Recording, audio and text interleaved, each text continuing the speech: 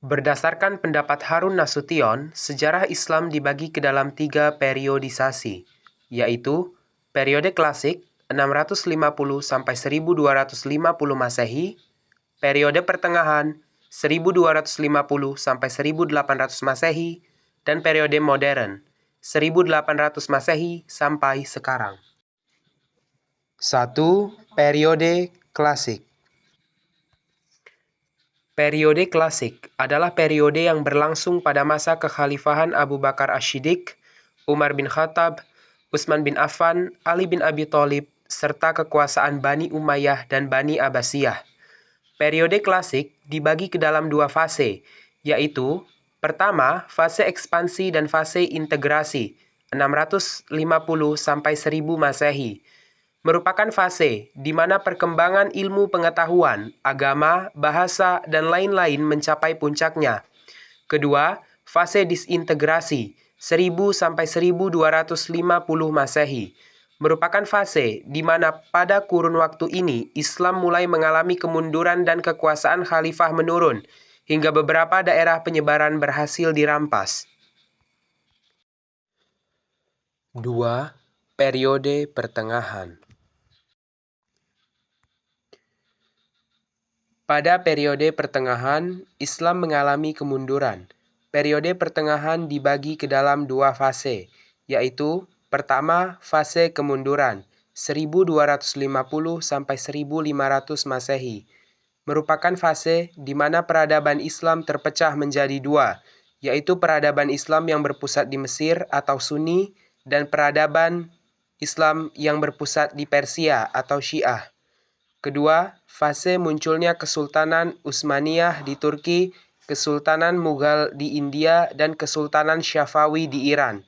Merupakan fase di mana ketiga kesultanan tersebut muncul, 1500 Masehi, kesultanan tersebut mengalami kejayaan, 1500 sampai 1700 Masehi, dan kesultanan tersebut mengalami kemunduran, 1700 sampai 1800 Masehi.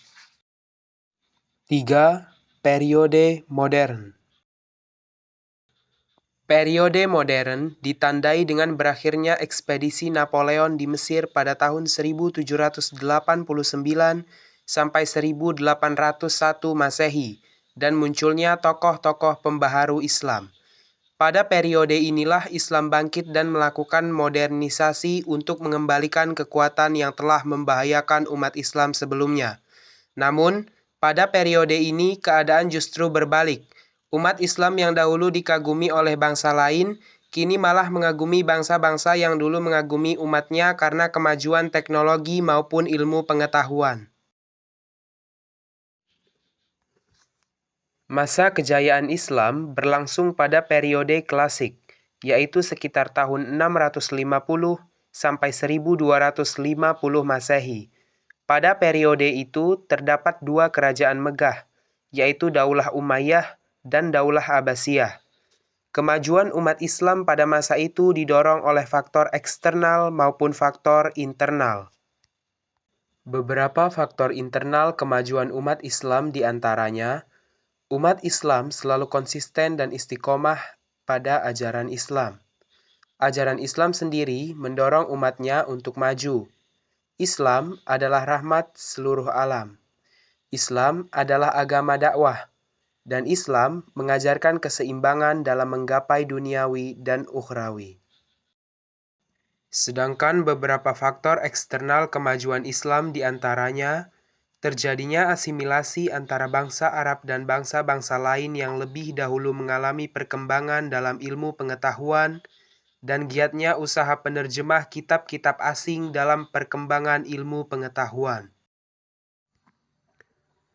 Pada masa kejayaan Islam, muncul tokoh-tokoh ilmuwan dan cendekiawan Muslim yang mendorong perkembangan ilmu pengetahuan saat itu.